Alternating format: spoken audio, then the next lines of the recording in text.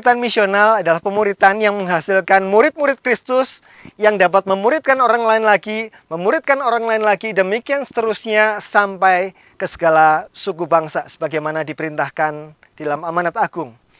Di dalam perjalanan gereja mula-mula, orang-orang murid-murid Kristus ini terus memuridkan orang lain, dan ini digambarkan dengan sangat baik di dalam sebuah ayat di dalam 2 Timotius 2 ayat 2. Demikian firman Tuhan.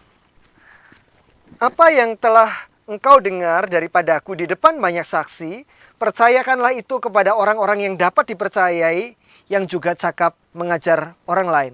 Demikianlah surat Paulus kepada anak rohaninya Timotius. Mari kita melihat gambaran yang disebut sebagai prinsip Timotius ini. Tahukah Bapak Ibu Saudara sekalian bahwa di dalam 2 Timotius 2 ayat 2 ada 4 generasi rohani di dalamnya?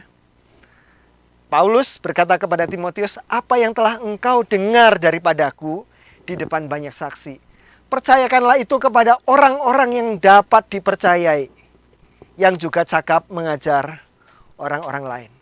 Generasi 1, generasi 2, generasi 3, generasi keempat. Murid menghasilkan murid, menghasilkan murid, menghasilkan murid. Prinsip Timotius ini, the Timothy Principles ini, bukan saja sebagai saran yang baik, tetapi ini adalah hal yang esensial di dalam kita menjalankan pemuritan. Ada begitu banyak kelompok-kelompok pemuritan yang tidak pernah memaksudkan diri untuk melipat gandakan secara rohani. Dan itu bukan standar esensi dari sebuah kelompok pemuritan. Kelompok pemuritan adalah kelompok yang perlu memahami ada 2 paradigma di dalam kita melayani. Paradigma produksi dan paradigma reproduksi. Paradigma produksi adalah kita melayani, baik itu dalam kelompok kecil maupun dalam kelompok besar, kita menjadi narasumber sebagai produsen pembinaan rohani dan orang lain sebagai konsumen. Dan berhenti di sana. Sebagai konsumen mereka menerima. Bapak Ibu Saudara sekalian, saya gambarkan dengan sebuah ilustrasi.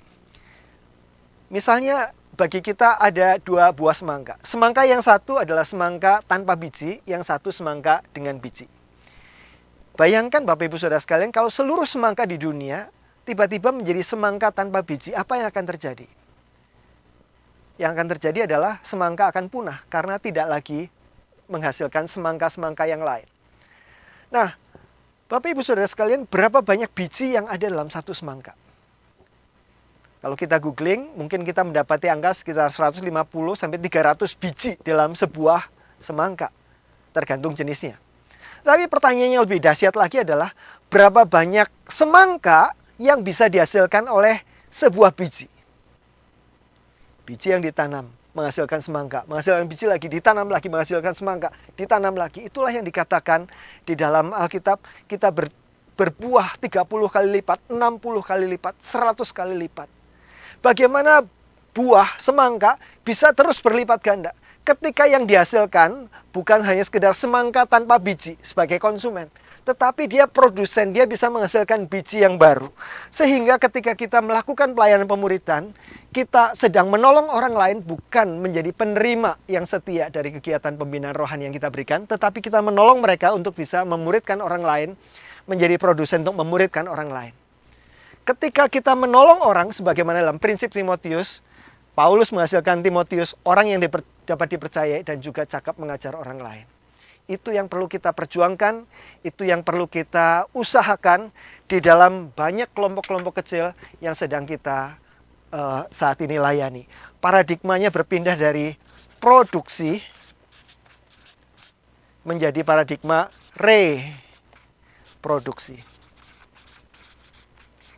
Kita melengkapi orang untuk bisa menghasilkan murid lagi, menghasilkan murid lagi, menghasilkan murid sampai ke segala suku bangsa, sampai kepada akhir zaman.